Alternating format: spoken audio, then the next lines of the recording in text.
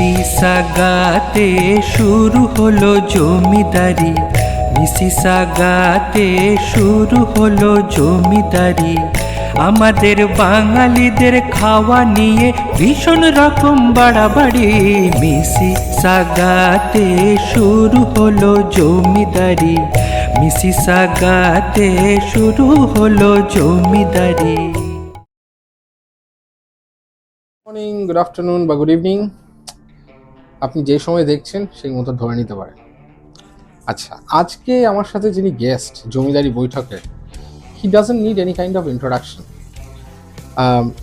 বাংলা গানের একটা phase early 90s থেকে শুরু হয়েছিল, যে বাংলা ব্যান্ড। তো তার একজন বলতে পারেন কর্ণধার, বাংলা রকের মোটামুটি একদম প্রথম যিনি বাংলা রককে আমাদের কাছে নিয়ে এসছেন। আজকে তিনিই আমাদের গেস্ট।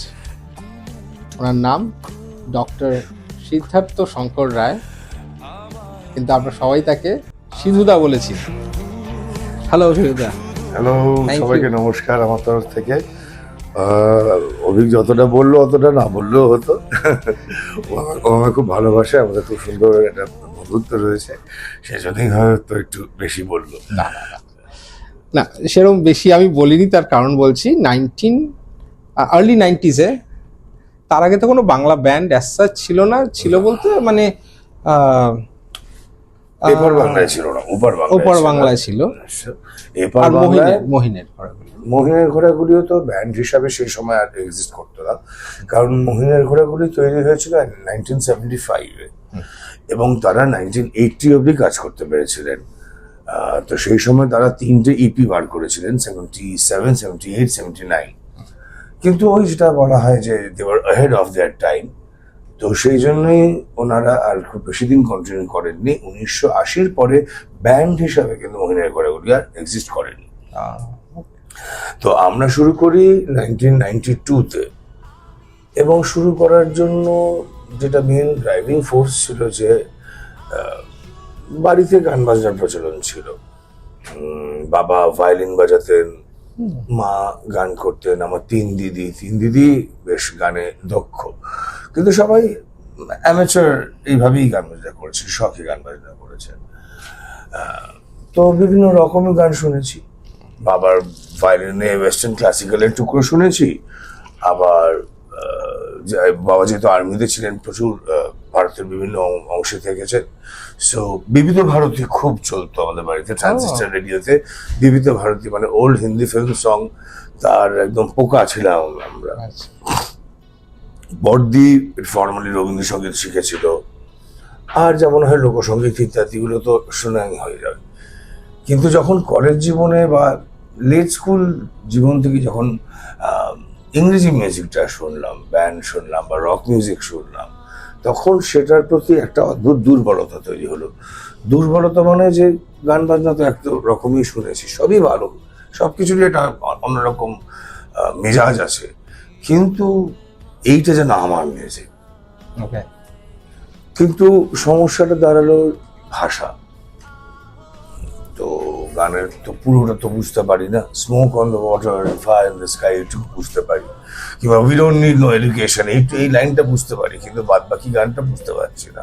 আচ্ছা, সো সেটা যেন একটা কনস্ট্যান্ট, এত ভালো লাগছে কিন্তু পুরো লিরিক্সটা বুঝতে পারছি না। অবশ্যই ইন্টারনেট ছিল না সে সময়, আমি 1991, 92 এই সময়ের কথা বলছি। তো এবার কিছুতেই গানের লিরিক্সটা বুঝতে পারছি না। আমি প্রথমে ভাবলাম আমি বোধহয় একটু গেঁয়ো টাইপের, সব বুঝতে পারি না। তো আই কনসাল্টেড মাই ফ্রেন্ড, সবাইকে জিজ্ঞেস করলাম, দেখলাম ওই গানের ওই কোরাস লাইনটা ছাড়া কেউ তেমন পুরোটা বুঝছে না। এবং সেটা মানে আমি রিসার্চ করতে গিয়ে আমার মনে হলো যে এটা প্রায় 98% ক্ষেত্রে যে পুরো গানের লিরিকটা কেউ জানে না। এই ক্ষেত্রে বলে রাখি, আমার কি হতো, ইংলিশ সিনেমা যখন দেখতে যেতাম, বন্ধুদেরকে জিজ্ঞেস করে নিতাম ওই সাবটাইটেল আছে তো, তাহলেই দেখবো আর কি, নইলে তো অতক্ষণ ধরে ফলো করতে পারবো না। একই কেস আর কি, একই রকম গানের সাবটাইটেল হতো না কাছে, সেটাও একটা খুব মানে লিমিটেশন ছিল। তখন মনে হলো যে যদি এইটা এরকমই একটা সবারই একটা মানে সিমটম বা সিনড্রোম, যে লিরিক্স বুঝতে পারছি না কিন্তু এই গান বাজনাটা খুব ভালো লাগছে, সেই জন্য মানে এটার মধ্যে এতটা জড়িয়ে পড়ছি, কারণ আমরা কলেজ ফেস্ট অ্যাটেন্ড করতাম সেই সময়, বিভিন্ন ক্যাটাগরিতে পার্টিসিপেট করতাম। কারণ তখন কলেজ ফেস্ট হতো, মানে তখন এখন যেমন কলেজ ফেস্টে বাংলা ব্যান্ডের হয়, তখন বিভিন্ন রকম হতো, ধরো সোলো সিঙ্গার। হ্যাঁ, আমরা পার্টিসিপেট করতাম হিন্দি সোলো, ইস্টার্ন সোলো, বিভিন্ন ক্যাটাগরিতে আমরা পার্টিসিপেট করতাম। কখনো কোনো প্রাইজে জুটে যেত। প্রাইজ ডিস্ট্রিবিউশন হতো ফেস্টের লাস্ট সন্ধ্যায়, আর তারপরেই হবে রক নাইট। তো রক নাইটে কি হবে না, ইংরেজি ব্যান্ড বাজাবে, তাদের মধ্যে শিবা সবচেয়ে বেশি নাম করা ছিল, এছাড়াও ছিল ফিফথ ডিমেনশন, আইজ, ক্রসউইন্ডস। তো এরা সবাই পারফর্ম করতো, এরা সবাই ইংরেজি কাভার সং। আচ্ছা, কিন্তু ওই যে একটা পরিবেশ কলেজ ফেস্টের শেষ সন্ধ্যায় যে একটা উন্মাদনা তৈরি হতো, আমরাও সেটার একটা অংশ হয়ে যেতাম। Okay, so this became a habit. তো তখনই এইসব এই আস্তে আস্তে এই ভাবনাগুলো এলো যে ভাষা না বুঝে যদি এতটা ইনভলভমেন্ট হয়, তাহলে যদি নিজেদের ভাষায় বা বৌদ্ধ ভাষায় জিনিসটাকে করা যায়, তাহলে তো তার রিচটা বলো বা তার পেনিট্রেশনটা বলো, সেটা অনেক বেশি তীব্র হবে। সো চলো তাহলে বাংলায় রক করি, এরকম একটা ভাবনা চিন্তা থেকে শুরু।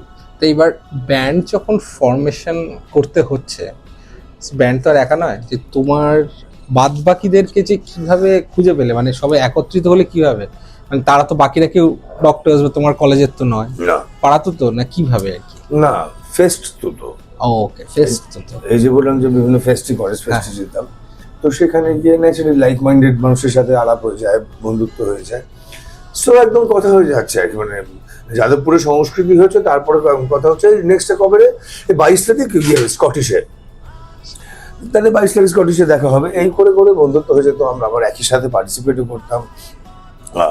কনিষ্ক ও কিবোর্ড বাজাতো, তো আমি আর মানে তার প্রত্যেকবার সব ফেস্টে একসাথেই যেতাম। রাজেশ আমাদের আরেক বন্ধু ছিল। তো এই যখন এরকম রিসার্চ করে এরকম জায়গায় এলাম যে তাহলে বাংলায় রক হলেটা কিরম হয়, ন্যাচারালি ওদের সাথে সেটা শেয়ার করলাম। ওরা বললো খুবই ভালো আইডিয়া, কিন্তু মানে করবো বলেই তো আর করা যায় না, তো গান চাইতো। এবার বাঙালি ছেলে যেমন হয়, একটু লেখালেখির অভ্যাস মানে ছিলই। এবার বিভিন্ন ইংরেজি গান যেগুলো লিরিক্স বুঝতে পারছি না, কিন্তু সুরটা খুব ভালো লাগছে, সেই সব গানের মধ্যে বাংলার কথা চাপিয়ে দিলাম, চাপিয়ে ওদেরকে শোনালাম।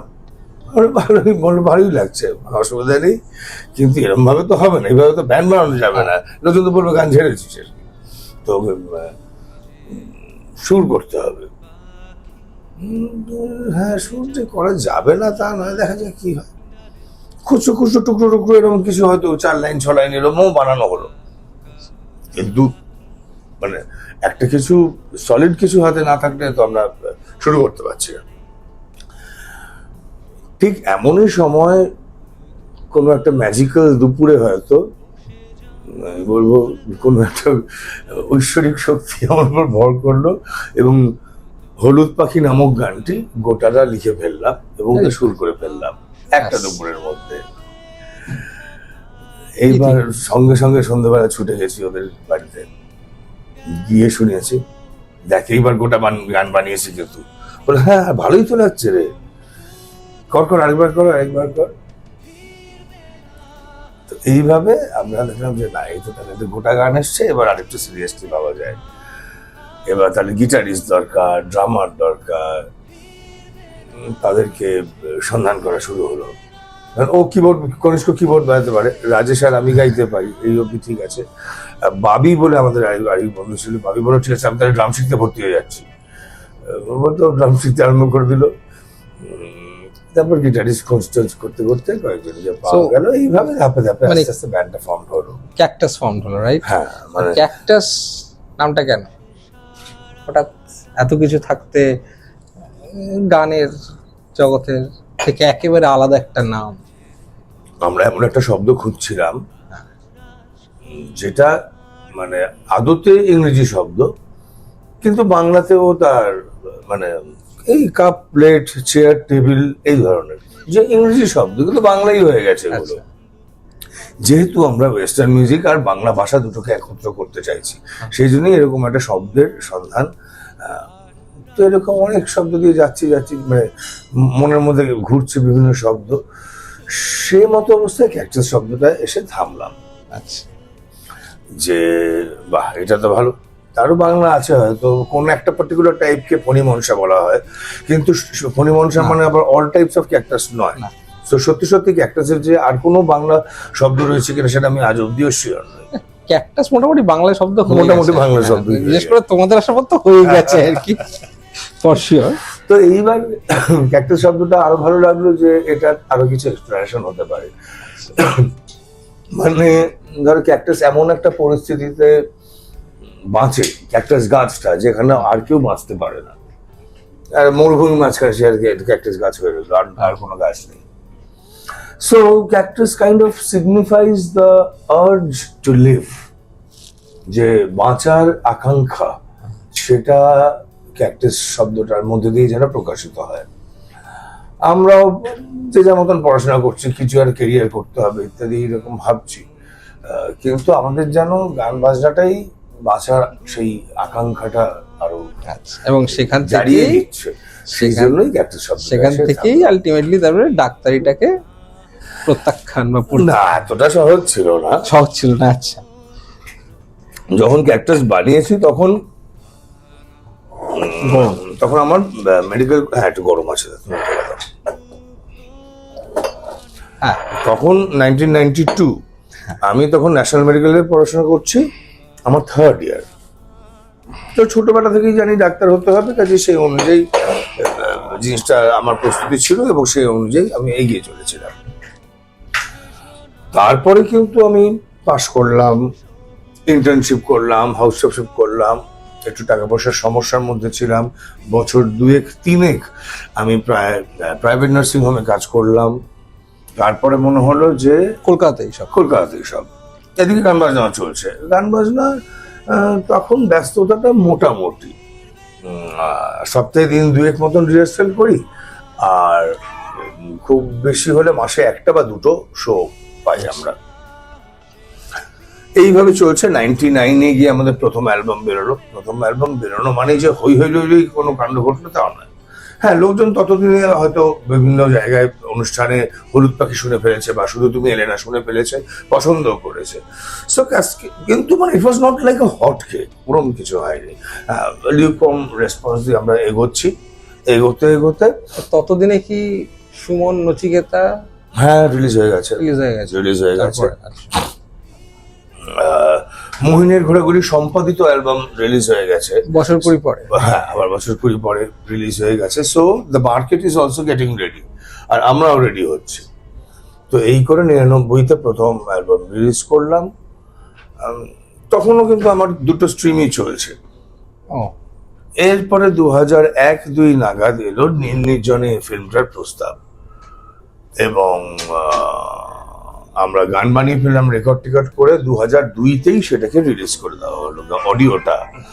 আর ফিল্মটা 2003-এ রিলিজ করেছিল, খুব সম্ভবত ভ্যালেন্টাইন্স ডেতে। তো যেটা হলো যে ফার্স্ট অ্যালবামের জাস্ট উঠছে গ্রাফটা, ঠিক এমন সময় নীল নির্জনে এসে যুক্ত হয়ে গেল। সো একটা কি বলবো, ডাবল ইঞ্জিন হয়ে গেল আমাদের জন্য। তো সেখান থেকে আমাদের নাম ঝপ করে আরেকটু বড় হয়ে গেল, এবং তার ফলে যেটা হলো শোয়ের ফ্রিকোয়েন্সি অনেকটা বেড়ে গেল। মানে মাসে 1-2 শো যেটা ছিল সেটা এখন প্রায় 6-8টা শোতে এসে দাঁড়ালো 2002-এর মাঝামাঝি থেকে। ওই মানে ফার্স্ট অ্যালবাম প্লাস নির্জনে যখন দুটো হলো,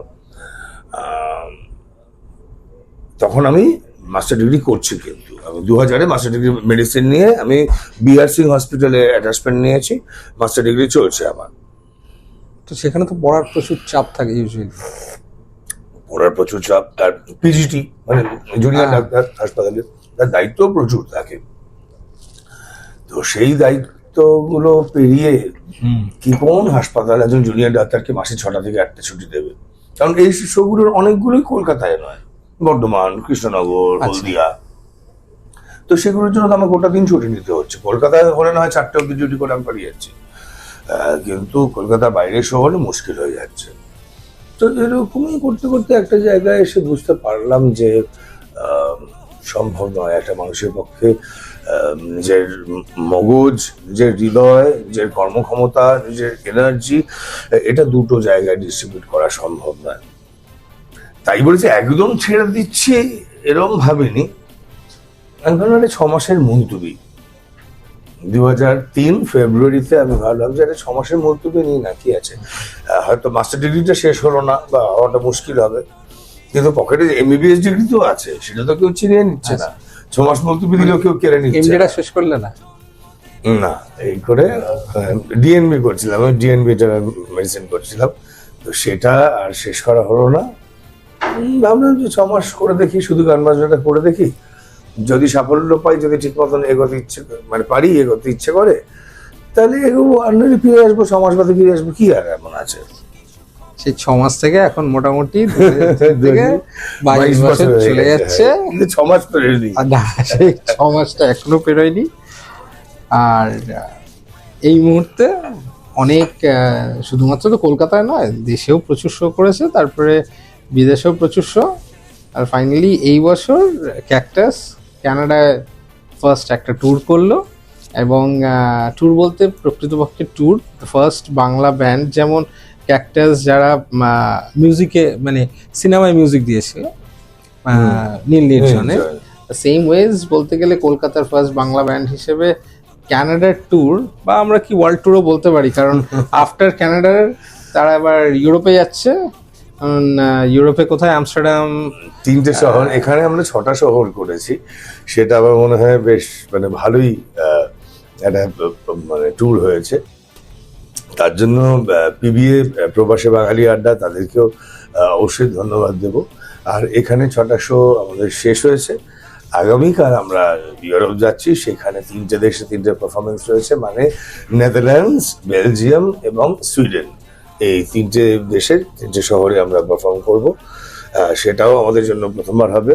এর আগে শুধুমাত্র লন্ডনে আমরা, ইউকে লন্ডনে পারফর্ম করেছি ইউরোপ বলতে, কিন্তু এই দেশগুলোতে যাওয়া হয়নি, পারফর্মও করা হয়নি। সো সত্যি সত্যি খুবই আনন্দের সহকারে আমরা বেরিয়ে পড়েছি। প্রায় 1 মাসের ট্যুর আমাদের, 28 দিনের টোটাল ট্যুর, 15 দিন এখানে ক্যানাডাতে আর 15 দিন ইউরোপে। সো তার অর্ধেক হয়ে গেছে। তো তার জন্য তোমাকেও আলাদা করে থ্যাঙ্কস দেওয়া দরকার। তুমি প্রত্যেকটা মোমেন্টে আমাদের সঙ্গে ছিলে, আমাদের যাবতীয় সুবিধা অসুবিধা, সাউন্ড নিয়ে নালিশ, অর্গানাইজারের সম্বন্ধে নালিশ, এই সব কিছু তুমি শুনেছো, এবং আমাদেরকে যতটা সাপোর্ট করা যায় পুরোটাই তুমি করেছো। সেই জন্য মানে কি বলবো, আমি এবং entire cactus team is actually grateful to you. মানে এখানে ইউ বলতে প্রবাসী বাঙালি আড্ডা। প্রবাসী বাঙালি আড্ডা মানে আমরা অনেকবার লাস্ট 3-4 বছর ধরে প্রচুর আর্টিস্ট, বাঙালি আর্টিস্ট ক্যানাডায় ট্যুর করাচ্ছি। বাট এই একটা দুজন ছিল আর কি, মানে তোমাদের আসার আগে ফসিলসের এসে গেছিলো, অ্যান্ড দেন ক্যানাডার ট্যুর তোমাদের একটু চাপ ছিল আমাদের, বাট হোপফুলি ঠিকঠাকভাবে প্ল্যান এক্সিকিউট করতে পেরেছি আমরা। শিশুদা, তোমাদের কন্টেম্পোরারি হলো চন্দ্রবিন্দু, ভূমি, এরা তোমাদের সময়কার মোটামুটি। জনারটা একটু আলাদা, 3জনেরই আলাদা। একটু পরে ভূমি 2000 সালে ওরা প্রকাশ করে। চন্দ্রবিন্দু আমাদের প্রায় সমসাময়িকই বলা যায়। আর সমসাময়িক ছিল পরশ পাথর, অভিলাষা, এরা প্রায় আমাদের সমসাময়িক ছিল। ভূমি আরো দুটো নেই না, কিন্তু অভিলাষা আর পরশ পাথর আনফর্চুনেটলি খুবই ভালো গান বাজনা করতো, জনপ্রিয় হয়েছিল, কিন্তু ওরা খুব বেশি দিন কন্টিনিউ করেনি। এইটা কতটা একটা মারাত্মক মানে টাফ ব্যাপার to keep a band intact, কারণ তোমাদের ব্যান্ডেও দেখেছি প্রচুর, মানে এই মুহূর্তে যারা তোমাদের ব্যান্ডে তুমি ছাড়া বাকিরা সবাই আলাদা যখন শুরু হয়েছিল তার থেকে। সো এই মানে নতুন করে গড়া, ভেঙে যাওয়া একটা ব্যান্ড, মানে ধরো কি বলবো, আমি আমাদের কথা যদি বলি, 6 জনের ব্যান্ড। তো এবার মজাটা হচ্ছে যে 6টা মানুষ মানে 6 set superiority complex, 6 set inferiority complex, 6 set ego problem, 6 set adjustment issues. তো এবং কেউই তো অন্য কারোর সাথে থাকতে বাধ্য নয় সেইভাবে। তো সেই জায়গা থেকে দ্বিধা দ্বন্দ্ব এগুলো চলে আসেই, কখনো খুব তুচ্ছ কারণে আসে, কখনো একটু গভীরতর কারণে আসে। কিন্তু সমস্যা হয়। এবার আমি কি দেখতে চাইছি বা কোথায় পৌঁছতে চাইছি, দ্যাট বিকামস ভেরি ইম্পর্টেন্ট। ঠিক আছে, এই যাক, এই ব্যান্ড যাক, আমি অন্য একটা ব্যান্ড করে নেবো, কি আছে, আমি গিটার বাজাতে পারি, আমার কোনো ব্যান্ডের অভাব হবে জীবনে? তো এইরকম অ্যাটিটিউডও থাকতে পারে, আবার কারোর অ্যাটিটিউড থাকতে পারে না এটাই আমার পরিচয়, এটাই আমাকে স্বীকৃতি দিয়েছে।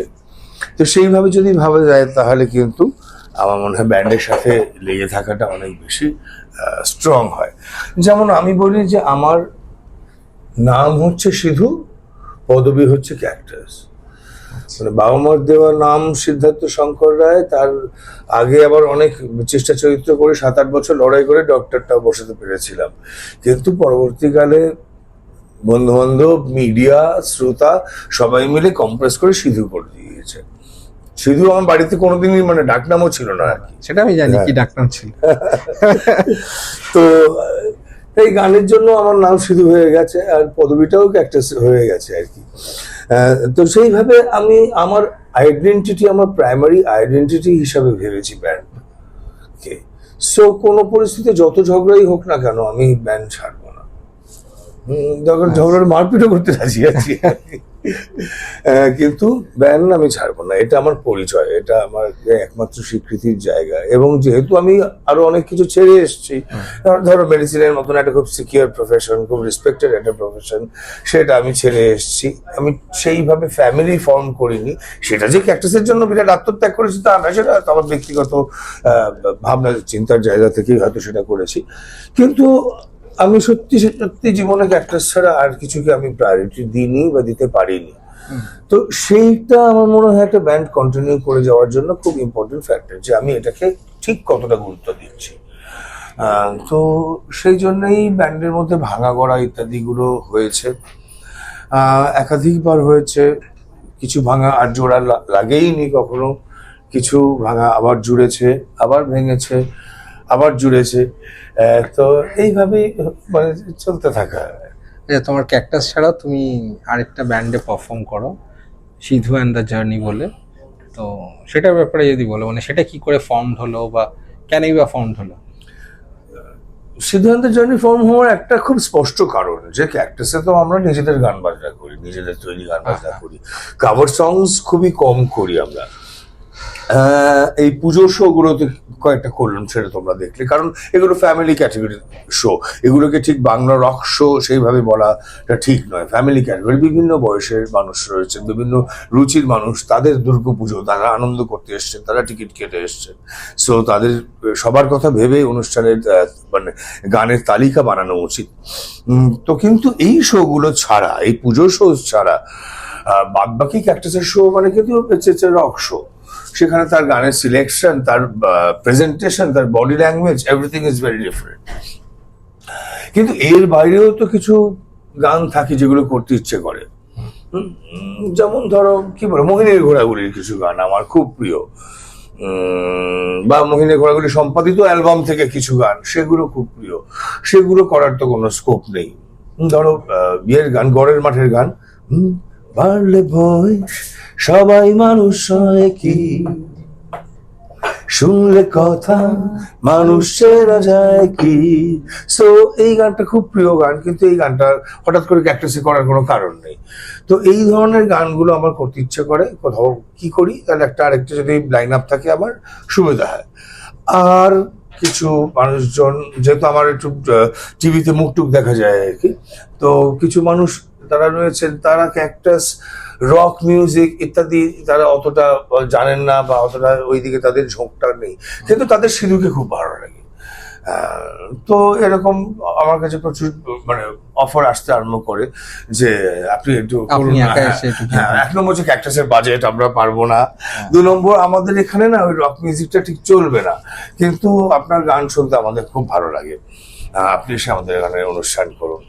সেই সব জায়গা থেকেই বেসিক্যালি সিধু অ্যান্ড দ্য জার্নিটা বানানো। সেখানে ক্যাকটাসের গান করি আমরা, খুব হার্ডলি 2 বা 3টে ক্যাকটাসের গান করি, আর এরকম বিভিন্ন পছন্দের গান, তার মধ্যে অঞ্জন দত্তর গানও থাকে, নচিকেতার গানও থাকে, পুরোনো বাংলা আধুনিক গান থাকে, বাংলাদেশি ব্যান্ডের গান থাকে, আয়ুব বাচ্চুর সেই তুমি খুব প্রিয় গান আমার, সেটা থাকে। তো এরকম ভাবে বিভিন্ন রকম গান সাজিয়ে সিধু অ্যান্ড দ্য জার্নি অনুষ্ঠান করি।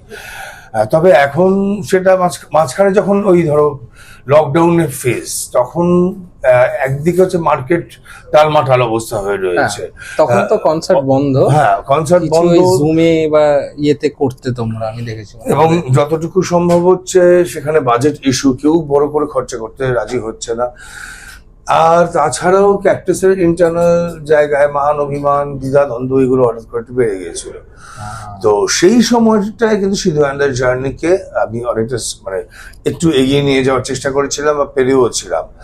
আবার ক্যাকটাস এই 2021 জানুয়ারি থেকে এই যে রিফর্মড হয়েছে, এবং তার কি বলবো এই মুহূর্তে রমরমিয়েই চলছে বলবো, এটা সম্বন্ধে বলা উচিত নয়, যাই হোক বাই গডস গ্রেস মানুষ আমাদের গান পছন্দ করছে, গান বাজনা অনুষ্ঠানে আসছে প্রচুর, তার মাঝখানে সিধু অ্যান্ড দ্য জার্নি করাটা একটু কঠিন হয়ে যাচ্ছে। ওয়েস্টার্ন মিউজিকের ডেফিনেটলি অনেকটা মানে ইনফ্লুয়েন্স ছিল। কোন ব্যান্ড প্রাইমারিলি তোমরা শুনতে ওই সময়, বা তোমাদের আগেও সুমন নচিকেতা চলে এসছে, তাদের কোনো ইনফ্লুয়েন্স ছিল না? না, মেন ইনফ্লুয়েন্স ছিল বিদেশি ব্যান্ড।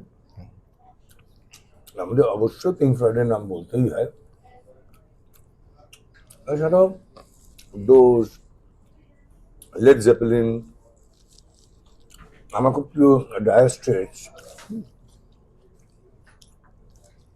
পুলিশ, এই ধরনের বিভিন্ন ব্যান্ড শুনেছি। তাছাড়াও আমি পপ মিউজিকও শুনেছি, মানে মাইকেল জ্যাকসন কিংবা ম্যাডোনা কিংবা ওয়াম খুব প্রিয়। Western classical? ওয়েস্টার্ন ক্লাসিক্যাল খুব বেশি শোনা হয়নি, সেমি ক্লাসিক্যাল কিছু পিয়ানো পিসেস শুনেছিলাম, আর বাবার কাছে যেটা ভায়োলিনে সেটা শুনতাম। কিন্তু একদম মানে হার্ডকোর পিওর ক্লাসিক্যাল মিউজিক যেটা বলে, যাকে বলে, এমন শুনিনি। তুমি কি ফর্মালি ট্রেন্ড? না, মানে সারেগামা? না সেভাবে হয়নি, বাড়িতে গান বাজনার পরিবেশ ছিল বললামই, তাই দিদিদের সাথেই গান বাজনা করতাম।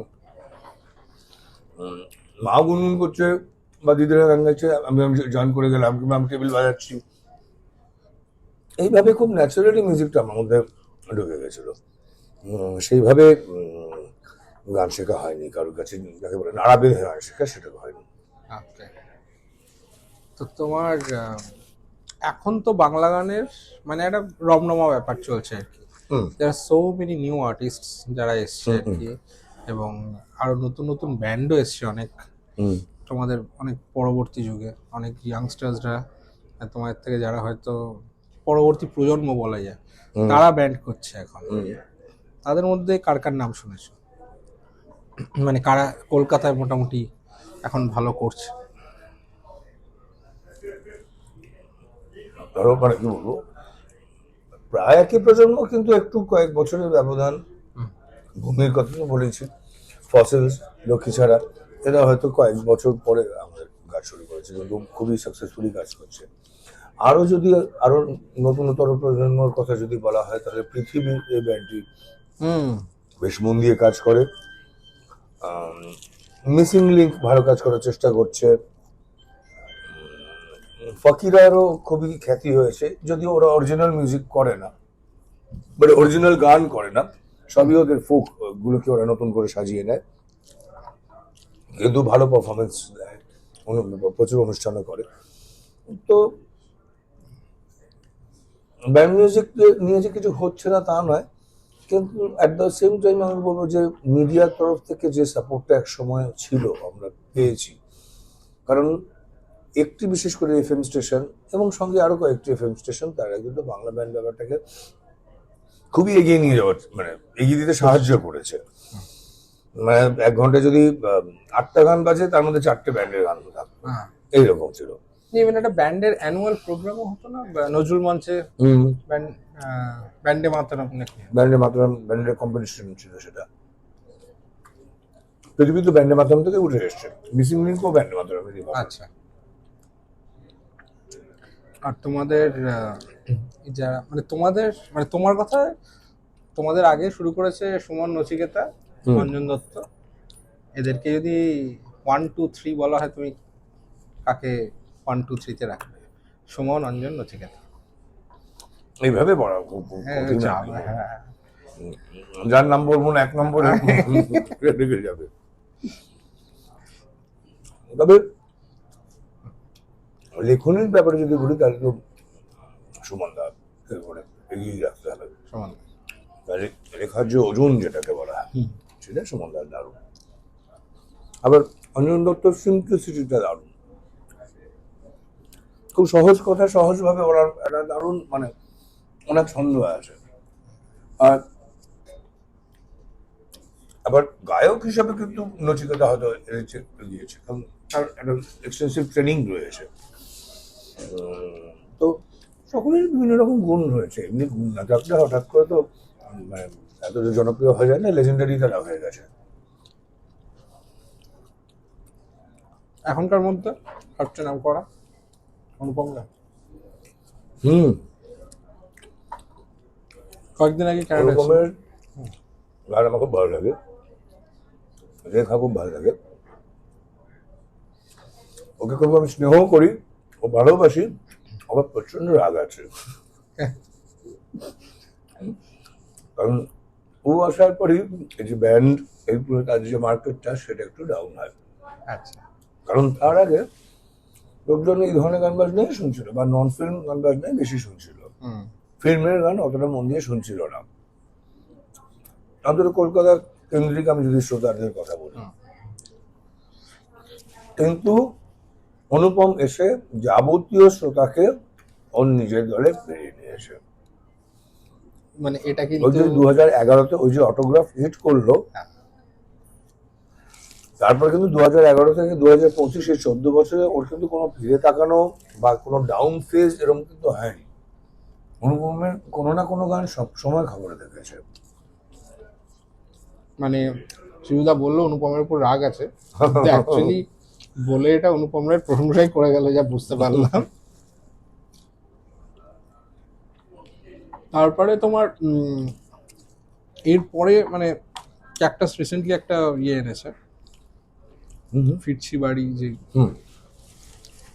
এরপরে মানে এটি 2021-এ আমরা নতুনভাবে ফর্ম করলাম। অবশ্যই আমাদের কিছু ক্লাসিক হিটস রয়েছে, লোকজন এখনো বধুরে, আমি শুধু চেয়েছি তোমায়, হলুদ পাখি, শুধু তুমি এলে না, এগুলো এখনো পছন্দ করে, এগুলো এখনো শুনলে উত্তেজিত হয়ে পড়ে, আনন্দিত হয়ে পড়ে। কিন্তু কোনোভাবেই যেন আদি মেম্বাররা যেন না বলতে পারে ওই তো আমাদের এইসব জিনিস বানানো, সেগুলোই ভাগিয়ে খাচ্ছে এরা, সেটা যাতে না বলতে পারে সেটা একটা তাগিদ ছিল। আর গান বানানো সেটা তো আমার ভেতর থেকে একটা আর্জ ফিল করি আর কি, নিজের কথা বলবো, লিখবো, তার সুর করবো, একটা আবেগে প্রকাশ করব, এটা কাজে সেই ভেতর থেকে গান পায় মাঝে মাঝে আর কি। তো এই কারণে নতুন গান নিয়ে আমরা বেশ মানে চেষ্টা করেছি, এবং ওই মানে 21 থেকে 25-এর মধ্যে এসে আমরা বেশ কতগুলো গান রিলিজ করেছি। তবে সেগুলো প্রথম দিকে আমরা সিঙ্গলস হিসাবে করছিলাম, ছি ছি ছি বলে একটা গান করেছিলাম আমরা, তারপর লাশ কাটা ঘরেকে আমরা রিভ্যাম্প করেছিলাম, নতুন ভাবে সাজিয়ে করেছিলাম, খোদা জানে না বলে আরেকটা সিঙ্গলস করেছিলাম, ভালো থেকেও রিমেক করেছিলাম।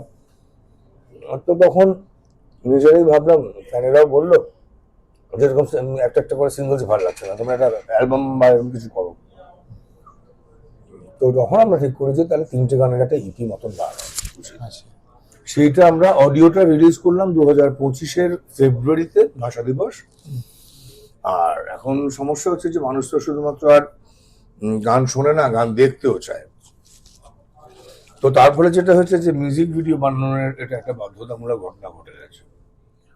ভীষণ সমস্যা একটা মিউজিক ভিডিও বানানো, ভাবনা চিন্তা লাগে, যে ভাবনা চিন্তাটায় আমরা অভ্যস্ত নই, অন্যরকম একটা টেকনিক্যাল নলেজ লাগে, আগেন যেটা আমাদের কাছে ন্যাচারালি নেই, আমাদেরকে কিছু কিছু শিখতে হয়, এবং সেই জন্য প্রপার লোকের কাছে পৌঁছতে হয়। সবচেয়ে বড় কথা হচ্ছে গাদা গাদা টাকা খরচা করতে হয়। সেটা প্রডিউসার পেয়ে যাবে। কে প্রডিউসার আছে বাংলা প্রডিউসার আছে বাংলা মিউজিকে? এটাই সমস্যা যে বাংলা মিউজিক কিন্তু তোমার- ইন্ডাস্ট্রি বলতে এখন আর কিছু এক্সিস্ট করে না। না কিন্তু তোমার মানে অন্যান্য ল্যাঙ্গুয়েজে, পাঞ্জাবিতে বলো কি হিন্দিতে বলো, দেয়ার আর সো মেনি মিউজিক ভিডিওস তৈরি হচ্ছে, সেখানে মিউজিক ভিডিওসে দেখা যাচ্ছে কোনো একজন নামকরা অভিনেতা কোনো একজন অন্য গায়কের অ্যাকচুয়ালি ইয়েতে করে দিচ্ছে, এবং সেইটা কিন্তু মানে ওই জাস্ট ভিডিওটার জন্যই পুরো গানটা hit হয়ে গেল আর কি। এরকম কিন্তু প্রচুর হচ্ছে। কিন্তু বাংলায় সেরকম কোনো ইকুয়েশন নেই। মানে ওয়াই ডোন্ট ইউ স্টার্ট মানে মানে why don't you approach others to do that? মানে এই জিনিসটা যেহেতু অন্য ল্যাঙ্গুয়েজে হচ্ছে, কেন আমাদের এটা হবে নাটা কেন? বরং মানে লোকজন মানে যারা যে কজনও ছিল প্রডিউসার তারাও সব পালিয়ে যাচ্ছে। মানে আর যেটুকু আছে সেটা ফিল্ম কেন্দ্রিক, নন ফিল্ম মিউজিকটাকে অতটা তারা পুশ করে না। সো এখন শুধু একটা অডিও প্রডিউস করতে যা লাগে টাকা, তার ভিডিওটা ওই সেম গানেরই ভিডিও করতে তারপরে ডাবল বাজেট লেগে যায়, সময়ও অনেকটা লেগে যায়। এটা একটা খুব সমস্যা। কিন্তু তারপরে আমরা চেষ্টা করছি। এই আমি আমাদের লাস্ট অ্যালবামের নাম হচ্ছে শেষ পাওয়া খবরে, তাতে 3টে গান রয়েছে, তার 2টো গান মানে আরো একটু আর আমি ফিরছি বাড়ি, এই 2টো ভিডিও অলরেডি রিলিজ করা হয়ে গেছে। 3 নম্বরটাও প্রায় রেডি, আমরা এখনো রিলিজ করিনি, মেবি কালী পুজোর পরে রিলিজ করবো। হচ্ছে ঠিক আছে। তো বেশ ভালোই আড্ডা জমে গেছে আর কি আমাদের, কিন্তু আমার মনে হয় সবকিছুর একটা শেষ আসা দরকার। নইলেই মানে শিজুদার যা এক্সপিরিয়েন্স এই বাংলা গানের ইন্ডাস্ট্রিতে বা ওভার দ্য লাস্ট 33 ইয়ার্স ধরে ক্যাকটাসের যা অভিজ্ঞতা হয়েছে, সেই নিয়ে হয়তো অনেক অনেক অনেক গল্প চলতেই পারে, কিন্তু finally all good things must come to an end. সেই জন্য শিজুদাকে স্পেশাল থ্যাঙ্কস আজকের এই পডকাস্টে আসার জন্যে। জমিদারি বৈঠক, আমাদের এই জমিদারি রেস্টুরেন্ট থেকেই প্রচুর খাওয়া দাওয়া হচ্ছিল। শুধু খাওয়া দাওয়া ঠিক আছে তো?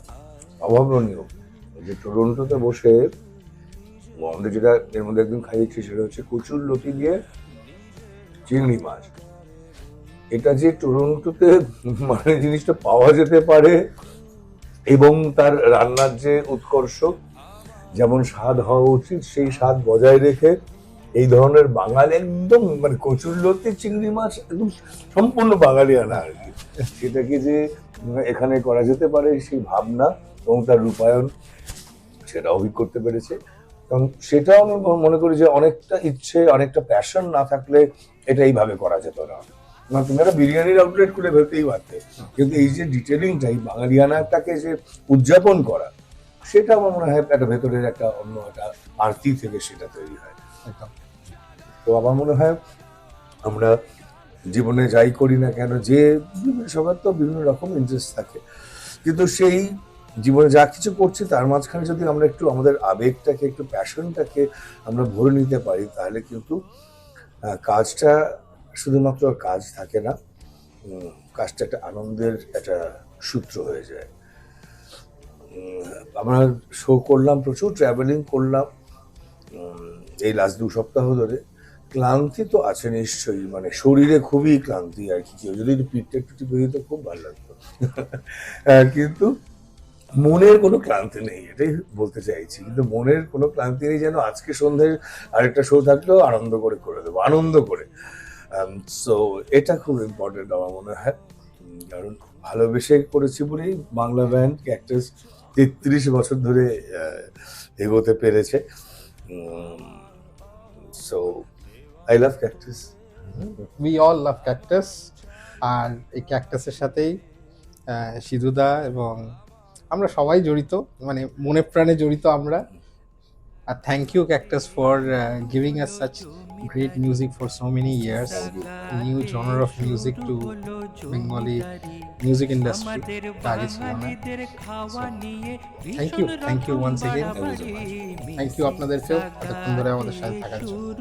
ভালো থাকবেন। মিসিসাগাতে শুরু হলো জমিদারি।